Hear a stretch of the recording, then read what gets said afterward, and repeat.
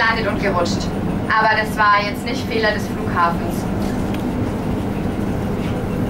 Und ja, wie gesagt, also so, dass irgendwas runtergegangen ist oder so, irgendwie zweimal ein kleinerer Learjet. Einer im Kraftshof und einer hier im Wald. Ja.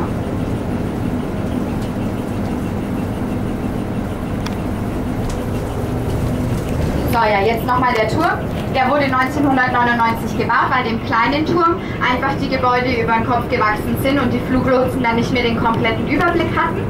Dazu mal gab es dann ein Preisausschreiben, also einen Architektenwettbewerb, und derjenige, der den Turm gebaut hat, der hat eben gewonnen. Und der Architekt hat auch das Olympiastadion in München gebaut. Und es ist der einzige schiefe Tower in Europa. Bist du nicht in Pisa? Ja.